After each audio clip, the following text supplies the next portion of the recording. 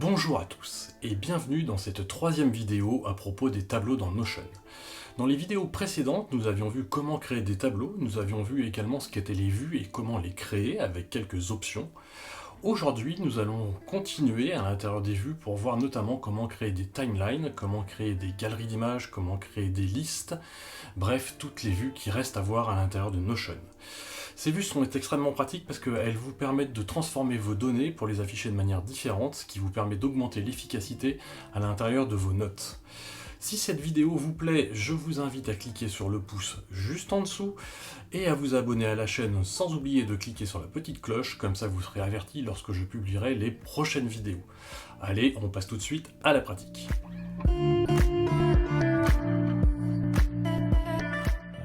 Si je repars dans ma vue de départ, donc celle avec le tableau qui contient tous les items de mon tableau, je vais aussi pouvoir décider de me dire, bah ok très bien, je voudrais afficher tout ça, mais sous forme de calendrier, comme ça je vais voir ça. Donc je vais créer une vue, comme on vient de faire, je lui ai dit c'est une vue de type calendrier, que je vais appeler calendrier, beaucoup d'originalité. Et là, à l'intérieur de mon tableau, qui est du coup le calendrier du mois de décembre, où on se situe, je vais me retrouver avec les cartes positionnées à l'intérieur du temps. Et vous voyez que c'est vachement bien fait parce que du coup mes cartes elles étaient positionnées sur une seule date, ce qui est le cas ici, mais le montage je l'avais mis à cheval sur 2 jours parce que j'avais plus de travail et du coup Notion l'a immédiatement rajouté sur 2 jours. Autre chose importante, ici vous voyez il dit no date égale 6, c'est parce que dans mon tableau j'ai ici toutes ces cartes là qui sont associées à aucune date et qui du coup n'apparaissent pas dans le tableau. Donc par exemple si je vais sur celle-ci, hop, elle se retrouve positionnée immédiatement à la date du jour. Celle-là pareil. Et puis par exemple, ça c'était une tâche précédente, qui était pour le sprint d'avant, donc la date est pas bonne, hop, pas de souci, je la fais glisser et je la mets à la bonne date. Et là j'ai immédiatement tout sous une forme calendrier.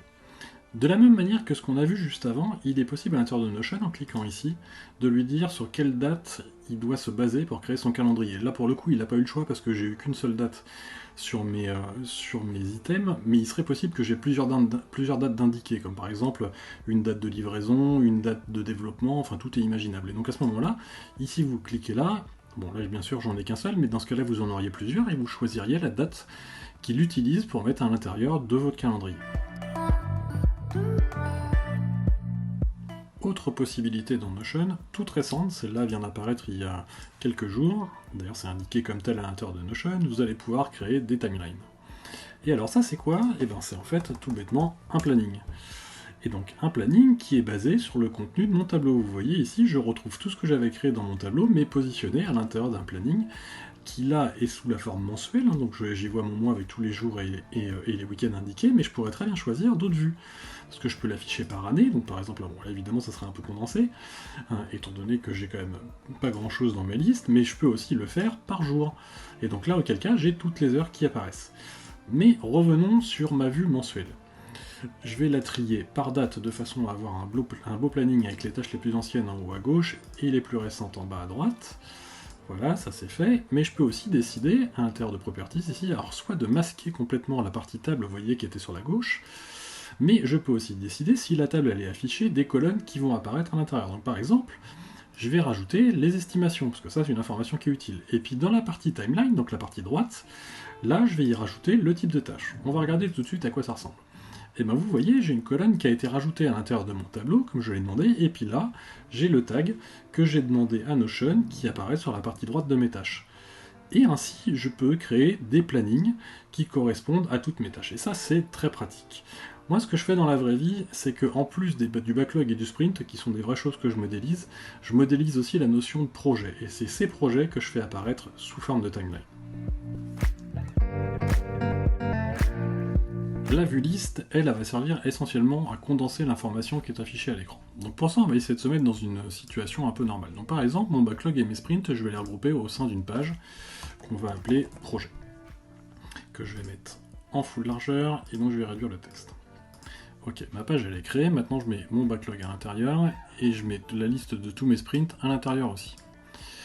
Quand je vais dans ma page projet, désormais, je vais retrouver ce que je viens de mettre, hein, donc c'est-à-dire mon backlog et mes sprints. On va essayer aussi d'y rajouter un petit peu de contenu. Donc, par exemple, je vais mettre un premier titre qui serait une introduction que je vais positionner tout en haut de la page. Et puis ici, je pourrais mettre blabla qui serait un descriptif, peu importe. Donc là, je vais avoir la liste de toutes mes tâches que je vais vouloir afficher ici. Donc par exemple, je vais mettre le sprint 2 en cours, ça me permettra de voir d'un seul coup d'œil tout ce qui est en cours à l'intérieur de mes équipes. Et puis j'aimerais bien avoir la vision ici de mes sprints qui soit en haut. Ici, par exemple, on pourrait même décider, si on voulait, par exemple, de le mettre sur la partie droite de mon écran.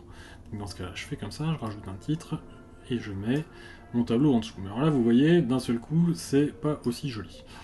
Et donc ce qu'on va faire, c'est que ici, on va se créer une nouvelle vue, une vue de type liste, comme ça. On va appeler liste.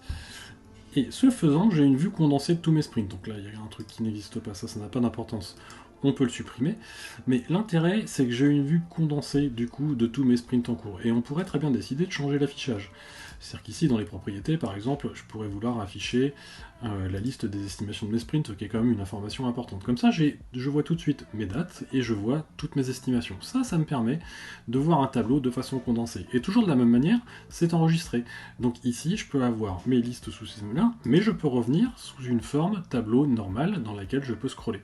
Ce qui est très pratique parce que du coup, ça me permet d'accéder immédiatement aux détails ou à la vue condensée de ce que je suis en train de faire.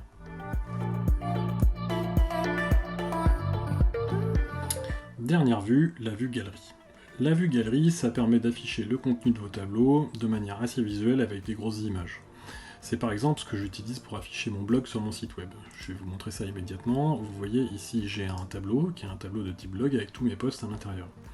Et donc là, on retrouve chacun des posts avec une grosse image, ce qui est effectivement très visuel. Alors ce que vous pouvez en faire dans le cadre d'une gestion de projet, et donc dans l'exemple qu'on a pris aujourd'hui, c'est qu'on va essayer de représenter notre lead de sprint sous forme de météo projet grâce à la galerie. Donc pour faire ça, je vais créer une nouvelle vue de type galerie ici, on va l'appeler justement météo projet, mais bien sûr vous pourriez l'appliquer à n'importe quel tableau. Et là vous voyez ce que me fait Notion, c'est qu'il me rajoute des grosses images sur chacun des sprints. Alors évidemment, vu que j'ai paramétré aucune image, c'est vide. Autre chose, vous pouvez ici décider dans les propriétés de la taille de l'image telle qu'elle s'affiche. Donc là, on va plutôt afficher des petites images. Et dans la carte preview, ça, c'est l'endroit où se trouve l'image que vous voulez afficher. Donc ce que vous pouvez faire, c'est que vous pouvez lui demander soit d'afficher du page content, et dans ce cas, ce qu'il va faire, c'est qu'il va vous montrer le début du contenu de votre page. Sinon, vous pouvez lui demander d'afficher la couverture de la page, mais là, on n'en a pas mis, donc ça va pas être très utile, mais surtout, ce qu'on va faire, nous, c'est qu'on va rajouter nos propres images. Exemple, dans mon sprint 2, je vais rajouter, enfin dans tous mes sprints, je vais rajouter une icône qui va correspondre à la météo et qui va être de type Files and Media. Donc par exemple ici, on va dire que mon sprint 2, il est un petit peu en retard, et comme il est en retard, je vais mettre une image cloudy. Donc ça c'est une icône que j'ai prise sur Flaticon, elle est ici, et ensuite sur mon sprint 1, lui il s'est bien déroulé, donc dans sa météo, je vais lui mettre un petit soleil. Voilà. Et ce faisant, maintenant, je vais pouvoir utiliser ces icônes pour les afficher ici. Donc je retourne ici sur les trois petits points, je vais dans Properties, et une fois que je suis ici, dans le Card Preview, je peux décider, enfin en tout cas, le champ météo est apparu, parce qu'il s'est rendu compte que j'avais créé un nouveau champ qui était un champ de type Files and Media qui n'était pas présent avant, c'est pour ça que cette ligne n'était pas là. Donc là, je lui dis, hop, tu m'affiches la météo. Et alors vous voyez, ce qu'il a fait, c'est qu'il va m'afficher mes icônes. Alors, dommage, ils sont coupés. Ça, c'est pas un souci. Vous retournez dans les propriétés, et vous lui dites, je veux que les images, elles fit. Et là, j'ai immédiatement deux cartes avec ma météo et ma météo projet à les réaliser. Bien sûr, et comme d'habitude, vous pouvez toujours aller dans les propriétés et décider de rajouter des informations. Donc là, pour le coup, je vais vouloir rajouter mes estimations, parce que ça, c'est toujours une information importante. Et là, j'ai une météo projet qui a été créée de manière très simple, et qui est encore une fois une vue différente de ce que j'ai déjà. Parce que je peux très bien revenir sur ma vue liste synthétique, ça, c'est un choix de l'utilisateur. Cette vidéo est maintenant terminée, j'espère qu'elle vous a plu et surtout que vous avez appris des choses. Si c'est le cas, n'hésitez pas à liker en cliquant sur le pouce juste en dessous de la vidéo et à vous abonner à la chaîne pour ne rater aucun contenu. Je vous dis à ciao tout le monde!